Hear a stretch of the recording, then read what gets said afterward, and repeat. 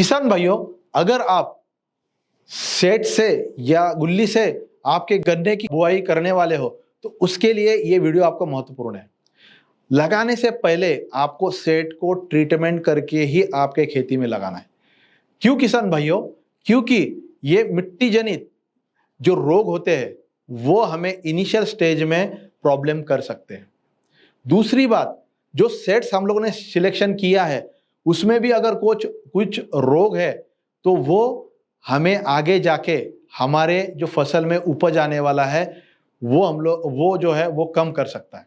तो हमें मिट्टी जनित रोग या कीड़ हो या सेट में जो रोग ऑलरेडी है उसको अगर हमें कंट्रोल करना है तो हमें सेट को ट्रीटमेंट करना बहुत जरूरी है। तो वो ट्रीटमेंट जो हमें करना है वो दो तरीके का हो सकता है। एक तो केमिकल ट्रीटमेंट होता है, दूसरा जैविक ट्रीटमेंट। तो ये दोनों ट्रीटमेंट का जो बेनिफिट है वो अलग अलग है। जो हम लोग केमिकल ट्रीटमेंट करेंगे किसान भाइयों, उससे हम लोग रोग या कीड़ का जो कंट्रोल है वो कर सकते हैं। और दूसरा जो हम लोग जैविक ट्रीटमेंट जो करने जा रहे हैं वो आपको इनिशियल स्टेज में जो न्यूट्रिएंट मैनेजमेंट के लिए वो इंपॉर्टेंट है। तो जो केमिकल ट्रीटमेंट होता है किसान भाइयों वो हमें पहले करना पड़ता है। मिस अगर आप दोनों ट्रीटमेंट साथ में करना चाहते हो तो पहले आप 10-15 मिनट केमिकल ट्रीटमेंट करके गन्ना वैसे ही रखो और बुआई के पहले, रोपण के पहले आप 15 से 20 मिनट ये जैविक जो ट्रीटमेंट है वो आपको करना है।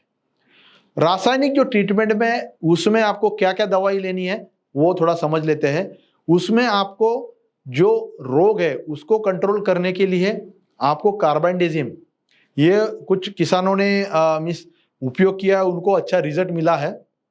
तो कार्बेंडिजिम ये जो दवाई है वो आपको उसमें लेनी है। वो आपको 100 लीटर पानी में 100 ग्राम जो है वो कार्बेंडिजिम आपको लेना है। उसके साथ साथ जो कीड़ होते हैं उसका अगर आपको कंट्रोल करना है तो क्लोरोपाइरीफॉस जो है वो आपको उसमें ट्रीटमेंट के लिए लेना है। तो 100 लीटर पानी में 200 ml जो है वो क्लोरोपाइरीफॉस आपको लेना है, जो एग्लोरो नाम से मार्केट में मिलता है। इन दोनों का मिश्रण करके 100 लीटर पानी का एक घोल बनाना है और लगाने से पहले आपको जो सेट्स आपने चयन किए हैं वो उसमें आपको 10 से 15 मिनट भिगोने हैं, ताकि जो फंजीसाइड है और जो अपना इंसेक्टिसाइड है वो प्रॉपर तरीके से बर्ड हो या वो सेट हो उसमें प्रॉपर तरीके से लग जाए, ताकि आगे जाके जो मिट्टी जनित रोग है या कीड़ है उससे हम लोग बच सकें। ये तो हो गया किसान भाइयों केमिकल ट्रीटमेंट। अगर हमें न्यूट्रिशन मैनेजमेंट में कोई ट्रीटमेंट करना है तो उसमें जैविक ट्रीटमेंट होता है जो केमिकल ट्रीटमेंट के बाद हमें करना पड़ता है। उसमें 100 लीटर पानी में आपको क्या करना है, एसिडोबैक्टर जो होता है जो नाइट्रोजन का स्थिरीकरण करता है वो आपको 10 किलो लेना है। और उसके साथ साथ फॉस्फेट सोल्युबलाइजिंग बैक्टीरिया जो है वो 1.5 से 2 किलो आप ले सकते हो 100 लीटर पानी में। और फिर उसमें आपको वो गन्ना जो है, गन्ने के सेट जो है वो 15 से 20 मिनट भिगोने हैं और फिर हमारे खेती में उसको रोपण करना है।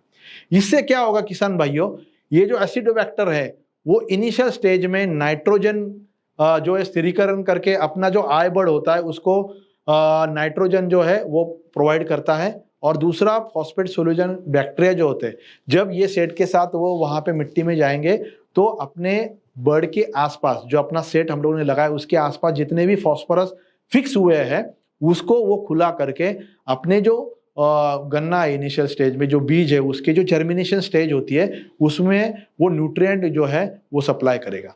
तो किसान भाइयों, अगर आपको अच्छे और ज्यादा आपको 100 मेट्रिक टन गन्ने का फसल का उपज लेना है तो ये सेट का चयन करके उसको ट्रीटमेंट करना बहुत ही जरूरी है।